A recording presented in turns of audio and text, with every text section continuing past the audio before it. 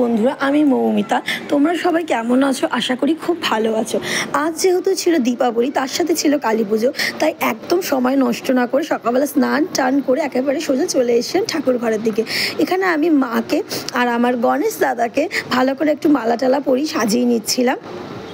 আর মানে যেইটুকুনি সাধ্যের মধ্যে পেরেছি মা আর বাবার পুজোর আরাধনা করেছি। তো তোমরা অবশ্যই কমেন্টে জানিও আমার এখানে মা লক্ষ্মী আর আমার গণেশ দাদা, যাকে আমি ছোটোবেলা থেকে গনু দাদা বলি, তাকে কেমন লাগছে। তো সেরকম তো আমি খুব ভালো করে একটা পারি না, যেইটুকুনি পারি আর যেটুকুনি চেষ্টা করেছি ভালো করে করার।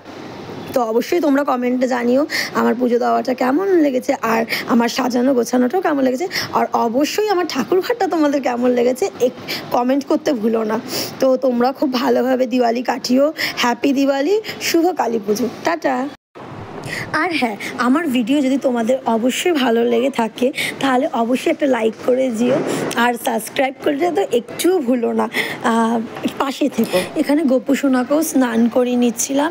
এবার সত্যি বলতে গেলে গোপু সোনাকে যখনই কোনো অনুষ্ঠান থাকে বা কোনো শুভ দিন থাকে, তো আমি দুধ দিয়ে স্নান, দুধ আর গঙ্গা জল দিয়ে করাই, তো সেবারে একটু হয়নি, তো গঙ্গা জল দিয়ে স্নান করে নিয়েছিলাম।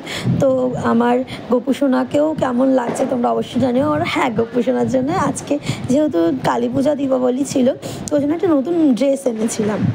তো এনাকে তো না দেখালেও নয়, তো এনাকে একটু সাজুগুজু করিয়ে নিয়েছিলাম। তো আমি এখানে মহাদেবের গলায় যে মালাগুলো দিয়েছি, পুঁতির যেগুলো দেখতে পাচ্ছ, সেগুলো নতুন কিনে আনা হয়েছিল। তো তোমরা অবশ্যই জানিও কেমন লাগছে।